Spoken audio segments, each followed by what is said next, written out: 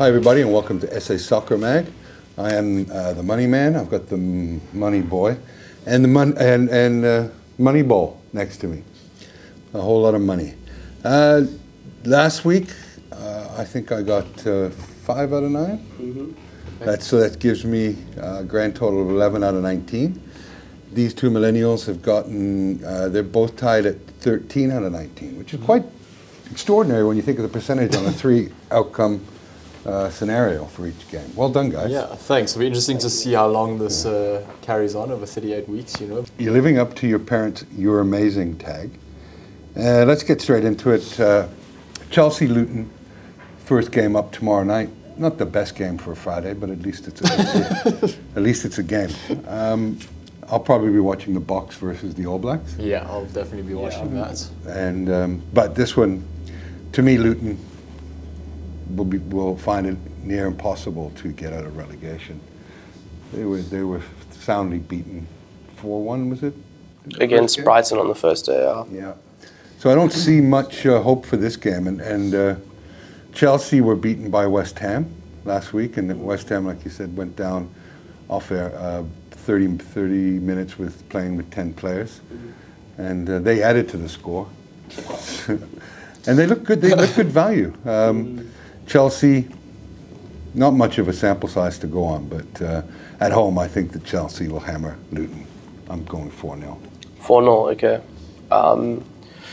I think Chelsea will win. My prediction is going to be 2-0, but I just think that Chelsea they weren't terrible against West Ham. It was kind of one of those things where their missed penalty kind of decided the outcome of the game. And I think as soon as they missed that penalty, they played exactly into West Ham's hands. They were committing way too many people forward. They helped Antonio play the perfect game that he wants to play. Yeah, basically up front, isolated, but bullying the defenders. I think if they don't win this weekend, they're in trouble this season, but I think they will 2-0 Chelsea.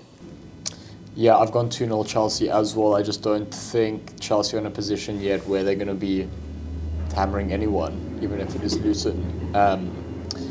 Yeah, some serious work to be done there. Obviously a very dangerous squad, but I think in the kind of early stage of the season, you're not going to find Chelsea kind of, I think, not fully reaching the potential you'd expect of those names on the team sheet. Nonetheless, definitely don't see a win for Luton at Stamford Bridge, so 2-0 Chelsea. Then we have Tottenham, Bournemouth hosting Tottenham. Tottenham surprised me with a pretty comprehensive victory over Man United on the weekend. Yeah, I don't think any of us called a Spurs victory, but that does seem to characterize Spurs. You know, they'll beat a United, or last season they beat a City, and then the next week we'll have a game like Bournemouth where you then expect them to carry on and kind of blow them away, and they don't. You know, I think Spurs are a good side. Played really well last week, but I think it'll be like a 2-1 away against Bournemouth. I don't think you can expect to see them coming and hammering Bournemouth in the way that you would expect, given their quality against United. It's very Spurs-esque to kind of flip-flop.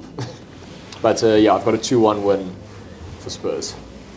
I've gone with the same score. I think Spurs will win 2-1 as well. Mm-hmm. I think that first half against United were in the game. I thought United had the better chances, but second half they really started to dominate. I think Sa and Basuma dominated in the middle. That was the key for me, how they won.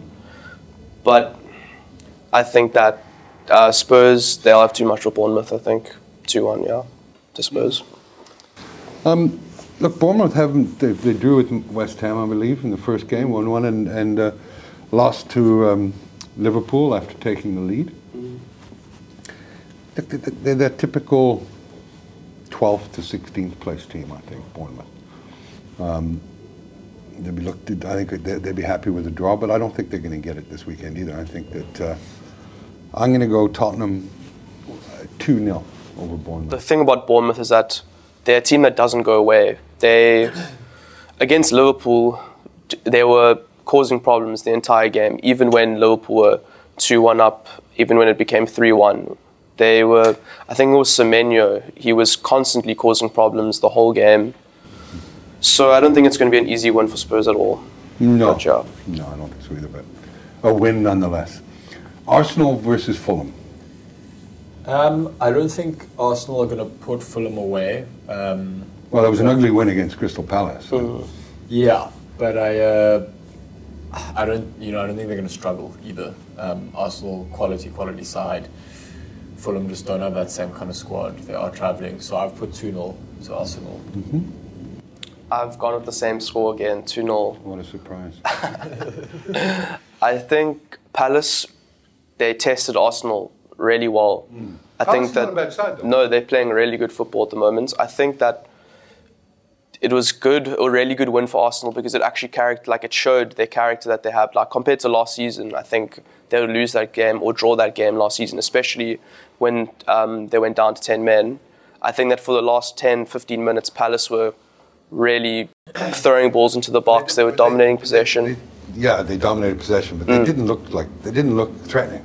But I think that's because Arsenal are a lot more organised now this season. I think, especially in the box defending, looks like it's improved a lot. So I think they'll beat Fulham. Yeah. What are you saying? What's score? We said 2-0. Yeah. Okay, I'm going to say 3-0 to Arsenal. I think that a win like a win last week against Crystal Palace, going down to 10 men and gutsing it out. You know, sometimes it's okay to win ugly, and it does build character. Because, like you say, it could have been easily one that they capitulate and just take 1 point. Fulham, not much to say about them. So, yeah, 3-0 to me for Arsenal. Then we have Brentford versus Crystal Palace.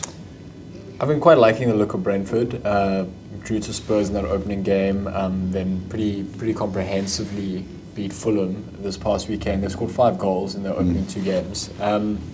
So, yeah, I like them to kind of continue in the same vein. They're playing at home. And, yeah, although Palace were troubling Arsenal, I've got a good feeling about this Brentford side, and I want for a 2-0 home victory again. Wow. Moneyball, speak to me. I agree. Brentford are, I think, a very good team at the moment. They're playing really well. Mbeumo and Wissa are playing unbelievably. They've really stepped up since Ivan Toney's been suspended. Crystal Palace as well. I think that in the first 2 games they've played pretty tidily. No, they're solid in defence, which is typical of a Roy Hodgson team. Yeah, they're difficult to score against because Arsenal, even though they're probably the second best team in the league, they really were struggling to create chances consistently.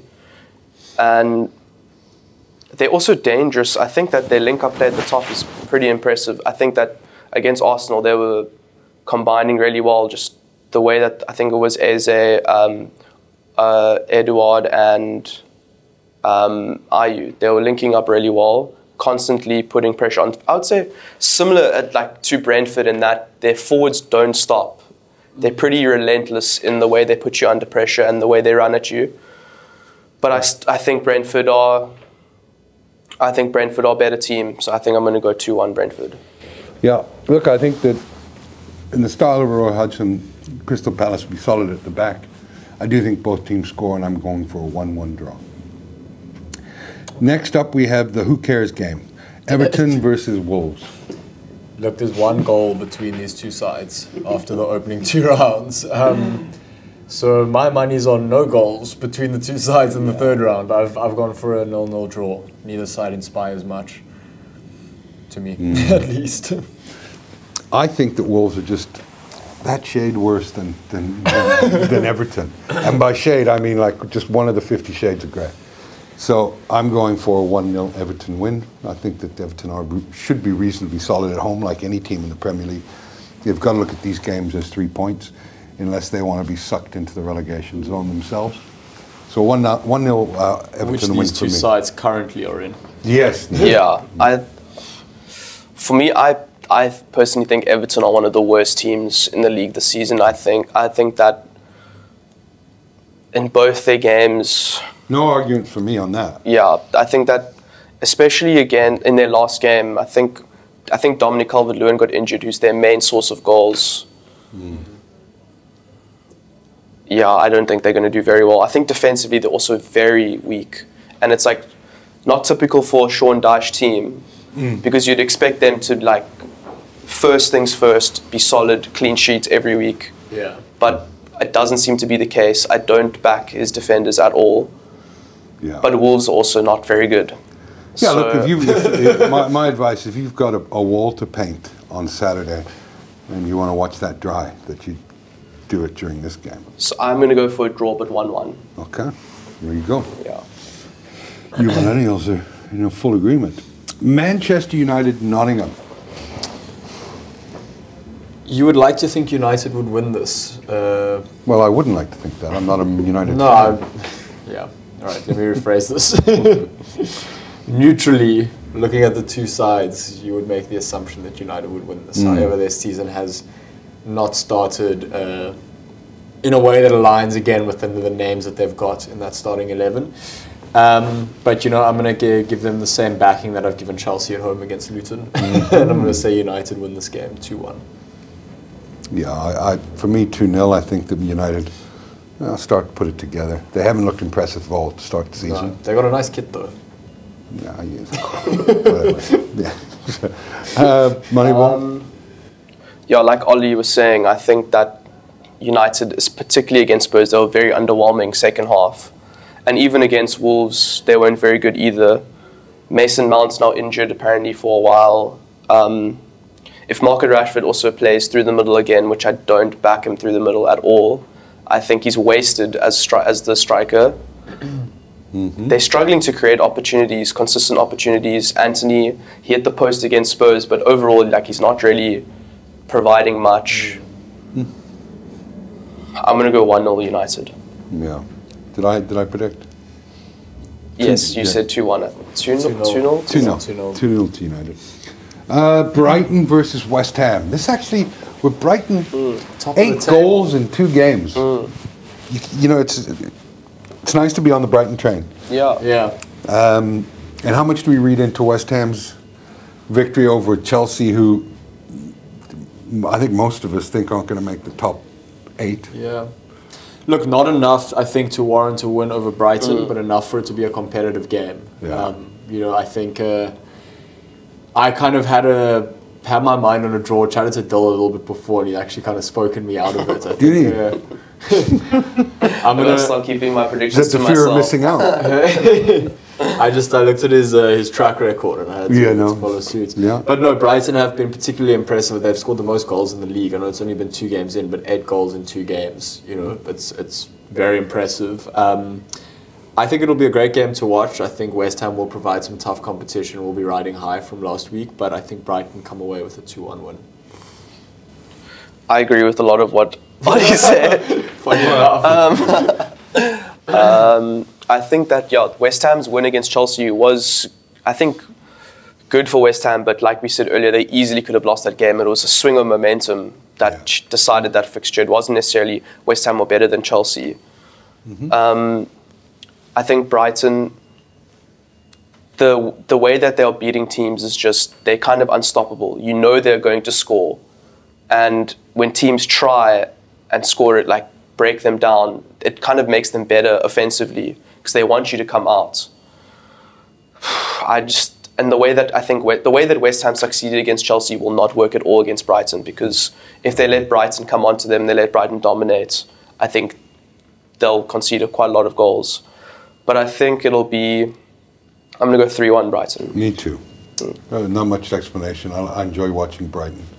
I'm not a believer in West Ham. Not a big enough sample size for me to get into. So I'm going to go 3-1 for Brighton over West Ham.